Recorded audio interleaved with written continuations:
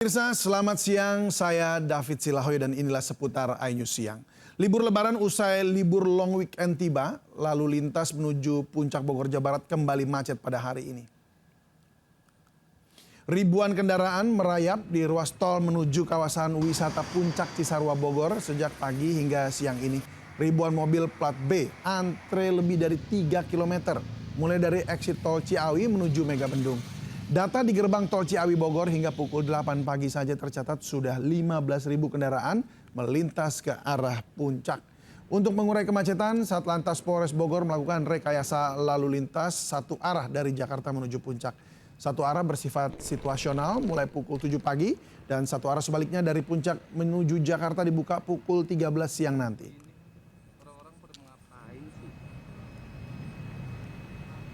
Rekayasa lalu lintas satu arah dari Jakarta menuju puncak masih berlaku. Ada Selena Yahya di Gadok, Bogor. Selena, apakah siang ini kemacetan sudah terurai?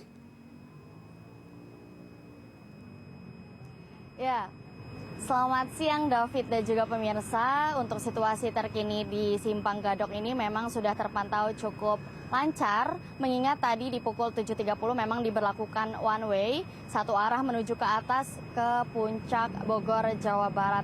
Yang dimana memang per pukul 11 tadi sudah diberlakukan dua arah dan dari arah puncak bisa menuju ke bawah dan begitu pula sebaliknya bisa diberlakukan seperti semula, seperti itu. Namun untuk adanya rekayasa lalu lintas one way ini akan diberlakukan situasional mengingat memang tadi di jam 12 malam tadi hingga pukul 7.30 memang kendaraan yang memasuki wilayah Bogor, Jawa Barat ini terpantau cukup padat di sekitar 15.000 kendaraan yang didominasi oleh plat B, yaitu yang dari Jakarta yang melakukan perjalanan liburan ke daerah Bogor, begitu David. Dan kemudian ada pun nantinya diberlakukan one way lagi akan di situasional, akan melihat bagaimana perkembangan di sore hari nanti, begitu David. Baik Selena, terima kasih untuk informasinya. Selamat bertugas kembali. Pemirsa, tidak hanya macet jalur ke kawasan Puncak Bogor, ribuan kendaraan dari Jabodetabek juga memadati ruas tol Cipularang menuju Bandung. Libur long weekend dimanfaatkan warga yang belum sempat liburan usai Lebaran kemarin. Ya, ini pemirsa, iring-iringan ribuan kendaraan dari arah Jakarta menuju Bandung melintas di jalan tol Cipularang, tepatnya di kilometer 82 jalur A, sekitar wilayah Jatiluhur, Purwakarta. Arus kendaraan didominasi mobil pribadi bernomor polisi asal Jakarta serta bus wisata. Dan memang pemirsa, liburan panjang ini dimanfaatkan warga untuk mudik atau berwisata ke sejumlah lokasi di wilayah Bandung dan wilayah Jawa Barat lainnya. Diperkirakan padatnya arus kendaraan dari Jakarta menuju Bandung di jalur tol Cipularang ini akan terjadi hingga minggu mendatang.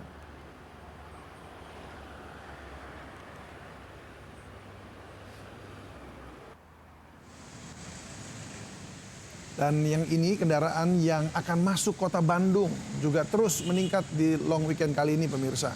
Kepadatan lalu lintas ini mulai terlihat selepas gerbang tol Paster hingga arus lalu lintas sangat padat. Bahkan ini macet kalau bisa dibilang begitu.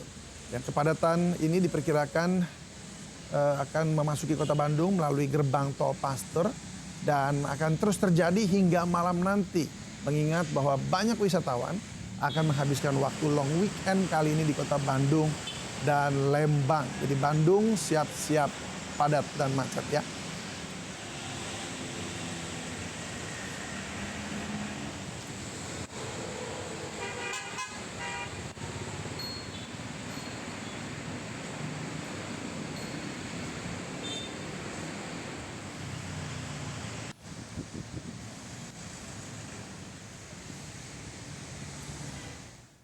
Nah pemirsa, bagi Anda yang belum sempat berwisata saat libur Lebaran karena sibuk silaturahmi tentunya bisa memanfaatkan long weekend kali ini.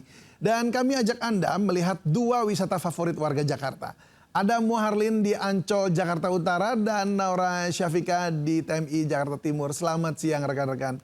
Saya ke Muharlin dulu ya. Ini Muharlin, seperti apa keramaian di sana? Ya, selamat siang David dan juga pemirsa. Di siang ini situasi serta kondisi di Pantai Ancol ini semakin ramai oleh masyarakat yang berkunjung untuk mengisi waktu libur panjang di long weekend kali ini. Dan kita lihat di belakang saya David dan juga pemirsa, ini suasana di Pantai Ancol yang saat ini tengah ramai, di mana masyarakat mengisi liburan tidak hanya bermain di pantai, mereka juga memanfaatkan spot-spot sejuk begitu di Ancol untuk makan-makan bersama dengan keluarga, dengan sanak keluarga, sanak saudara, kemudian berteduh di bawah pohon yang rindang, selain bisa menikmati pemandangan pantai yang indah begitu di siang hari ini. Ini juga di belakang saya sudah ada rombongan masyarakat atau ibu-ibu nih. Kita akan mencoba ngobrol dengan salah satu pengunjung di sini, David. Halo, selamat siang, Ibu. Selamat siang semuanya. Selamat siang. Ibu, boleh tahu namanya siapa nih, Bu? Mbak Puji. Iya. Puji, boleh tahu sama siapa aja nih lagi Sama teman-teman satu gang ya Mas ya. Jadi kita di sini ngumpul karena mau liburan panjang. Terus kegiatannya apa aja sih? Di sini tadi anak-anak udah berenang. Kita ya ibu-ibu paling nungguin makanan. Di sini sebentar lagi kalau udah agak adem kita mau naik perahu. Biar seru. Boleh tahu kenapa sih Bu milih Ancol untuk ngisi liburan sama keluarga? Selain deket dari rumah ya, tinggal masuk tol kita udah sampai depannya, murah lagi. Jadi juga anak-anak puas bisa main air gratis pokoknya. Cuman ya paling hitam jadinya. Ibu sering ke Ancol berarti ya? Ya sering lah Mas, apalagi saya asli Jakarta. Udah biasa ke Ancol. Bu, tadi boleh tahu dari jam berapa, terus rencana akan sampai jam berapa, Bu? Tadi kita datang sini kira-kira sampai jam 10-an ya Mas ya. Paling di sini ya bisa sampai tutup kali. Selain makan-makan, berenang, terus ini kan rame-rame nih Bu, ada apa lagi sih Bu? Kalau boleh tahu? Niatnya kita mau karaokean, mau ada game buat anak-anak nih, hadiah-hadiah seperti ini biar seru-seruan aja buat mengisi liburan panjang kayak gini Mas. Monggo dilanjut makan-makannya, semoga.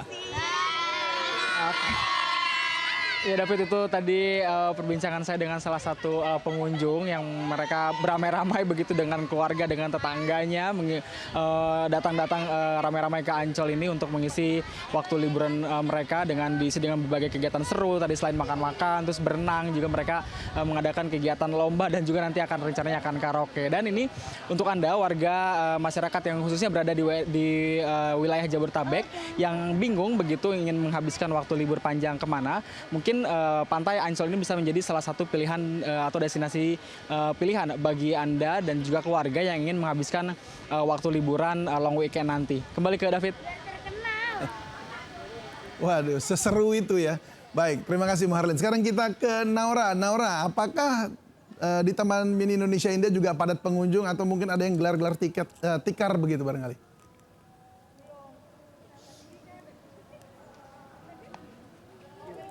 Ya, selamat siang David dan pemirsa. Untuk libur panjang di Taman Mini Indonesia Indah Jakarta Timur ini memang ramai oleh pengunjung yang sudah datang bersama dengan keluarganya.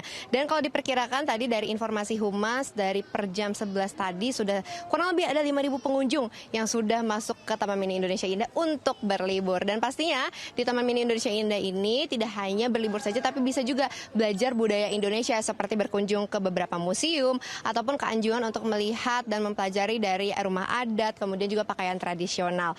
Dan kalau misalnya kita lihat di sini memang untuk pengunjung banyak sekali yang menghabiskan waktu sembari duduk di bawah pohon yang rindang, menikmati suasana di sini yang memang ramai sekali dan cocok untuk menghabiskan waktu berlibur bersama dengan keluarga. Nah, kalau misalnya David dan juga pemirsa ingin berkunjung ke TMII, ini dibukanya dari pukul 6 pagi hingga di jam 8 malam.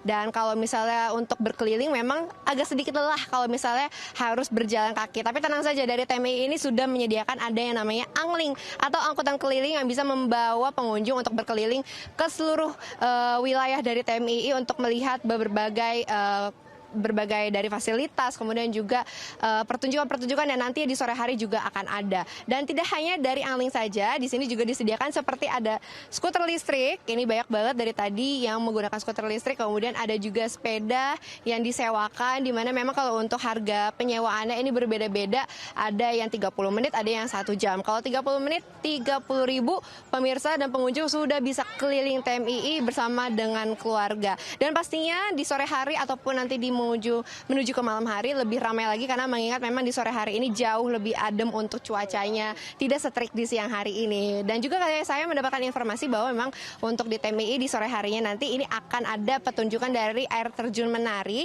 di mana nantinya pengunjung bisa melihat air terjun yang menari diiringi dengan lagu-lagu Indonesia. Sementara itu David, kembali ke studio. Wow, seru juga. Gas lah kalau gitu kita ke sana ya. Baik, terima kasih Naura untuk informasinya dan juga Muharlin. Selamat bertugas kembali. Gara-gara jadi brand ambasador produk bermasalah, pasangan selebritis Dude Herlino dan Alyssa Soebandono harus kecipratan masalah. Kemarin keduanya diperiksa selama 7 jam di Bareskrim Polri.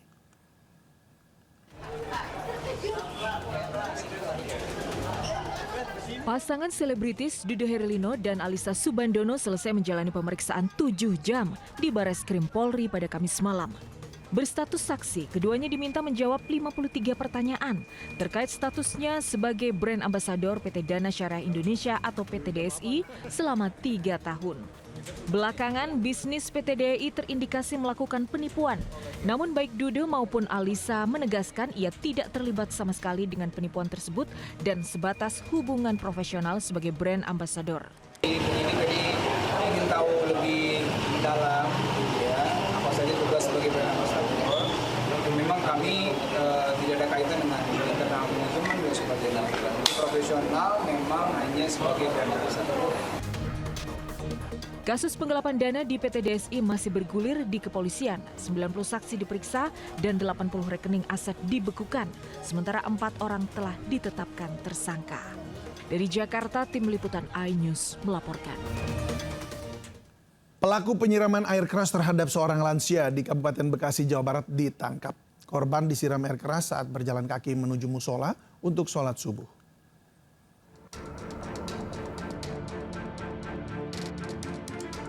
Dari CCTV sebuah rumah, 2 pelaku berboncengan motor dan menggunakan helm tertutup langsung tancap gas setelah menyiramkan air keras kepada seorang pria lansia pada pagi buta.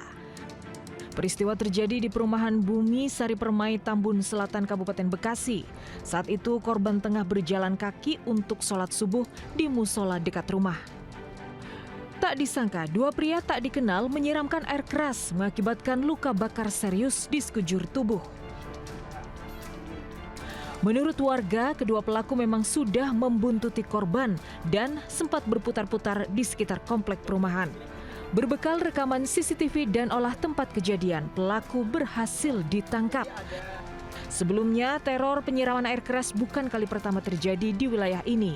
2 mobil warga pernah menjadi sasaran penyiraman air keras, membuat warga resah, terutama saat keluar di malam hari. Dari Bekasi, Jawa Barat, Didit Junaidi, iNews melaporkan.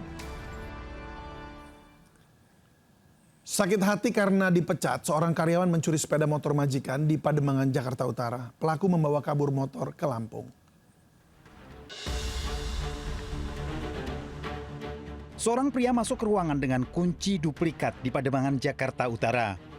Pelaku ternyata mencari dokumen motor. Pelaku kemudian kabur membawa sepeda motor. Pemilik depot air minum mencari motornya namun tidak ditemukan. Korban kemudian memeriksa CCTV. Ternyata pencuri motor mantan karyawannya yang dipecat. Korban melaporkan pada polisi dan menemukan pelaku berada di Lampung dengan barang bukti, surat-surat serta sepeda motor. Tersangka terancam hukuman 7 tahun penjara. Dari Jakarta, Sofyan Firdaus, iNews melaporkan. Memesan ojek online di pinggir jalan harus waspada pemirsa, sebaiknya perhatikan kondisi sekitar. Seorang pria bersama keluarga dijambret handphonenya oleh pengendara motor saat memesan ojek online. Seorang pria bersama keluarganya yang sedang memesan ojek online di Jalan Tanjung Duren Timur 2, Jakarta Barat, tiba-tiba handphonenya direbut pengendara motor. Korban sempat berteriak dan warga mengejar pelaku, namun gagal. Korban akan pulang usai bertamu dari rumah kerabatnya. Itu berlaku lari, kalau orangnya ya itu teriak lah. Ibu bawa anak. Di Jalan Tanjung Duren seringkali terjadi tindak kriminal. Selalu berhati-hati setiap memesan taksi atau motor online. Dari Jakarta, Miftahul Gani, iNews melaporkan. Aparatur sipil negara ASN di Sleman, Yogyakarta tidak akan melakukan bekerja dari rumah WFH meski surat edaran telah keluar. Pemerintah daerah menilai aturan ini agar pelayanan tetap optimal.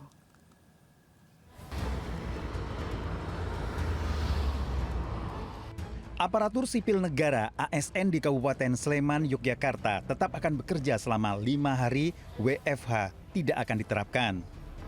Kebijakan ini diambil Bupati Sleman Hardo Kiswoyo meskipun pemerintah pusat telah mengeluarkan surat edaran. Kabupaten Sleman menerapkan WFH tiap hari Jumat membuat pelayanan kepada masyarakat tidak akan berjalan optimal. Organisasi peningkatan daerah di Kabupaten Sleman bersinggungan dengan masyarakat. ASN tetap masuk bekerja di hari Jumat seperti biasa. Karena semua pelayanan langsung kepada masyarakat sih. Karena mungkin saya nyun sewu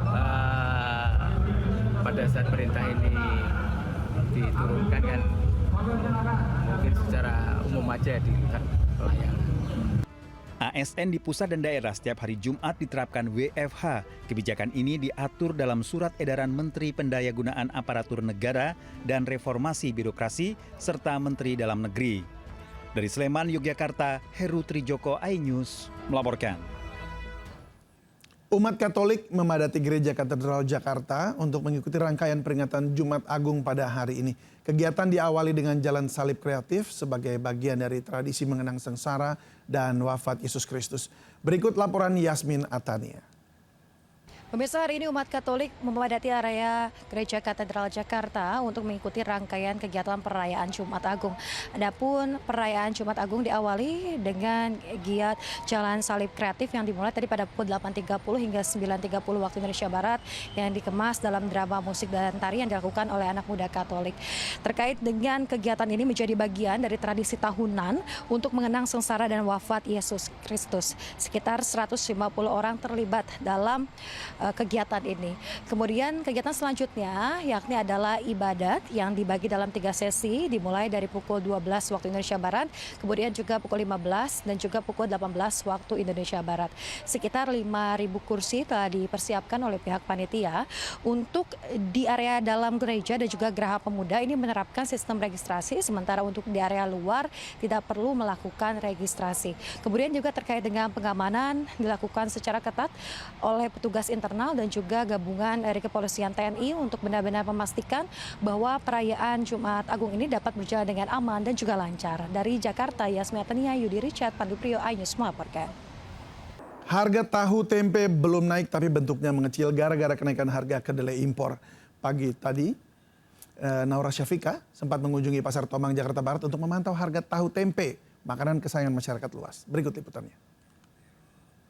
Pemirsa, imbas konflik Timur Tengah memang berpengaruh sekali dengan beberapa komoditas bahan baku. Salah satunya adalah kedelai yang digunakan sebagai bahan baku utama untuk pembuatan dari tempe dan juga tahu. Seperti yang kita ketahui bersama, memang kalau untuk mencari sumber protein tidak hanya dari ayam dan ikan, tapi dari tahu dan tempe dengan harga terjangkau juga bisa mendapatkan protein yang cukup tinggi. Namun memang dengan adanya imbas dari konflik Timur Tengah ini diketahui dan diinformasikan bahwa untuk kedelai ini mengalami peningkatan harga, di mana memang dari kisarannya ini menjadi 10.700 hingga di 10.900.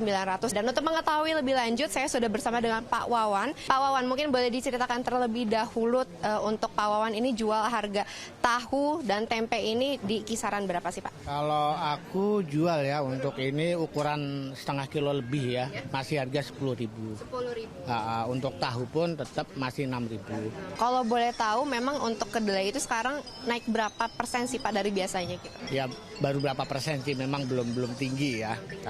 Tapi kalau untuk pedagang-pedagang kecil mungkin ya berpengaruh. Untuk keuntungan biasanya dapat sekian, harus nambah lagi modelnya sekian, pasti berpengaruh. Tapi kalau dari Pak Wawan sudah ada punya siasat tersendiri nggak sekiranya nanti memang akan naik? Nanti kita akan komunikasi atau kita nyari solusi gimana, atau dari bahan baku produk sendiri bisa digunakan atau tidak, nanti kan bisa diuji lagi. Baik, terima kasih banyak Pak Wawan atas waktunya. Ya, dan memang seperti kita ketahui bersama, tahu dan tempe saat ini memang masih di harga stabil hingga untuk masyarakat masih bisa membeli untuk tahu dan tempe memenuhi dapur rumah masing-masing dengan harga yang standar. Dari Jakarta, Nora Syafika, Damar Wicaksono, iNews melaporkan. Pemirsa, kami akhiri jumpa kita siang ini. Saya David Silahoy bersama tim yang bertugas berterima kasih atas kebersamaan Anda. Tetap semangat dan sampai jumpa.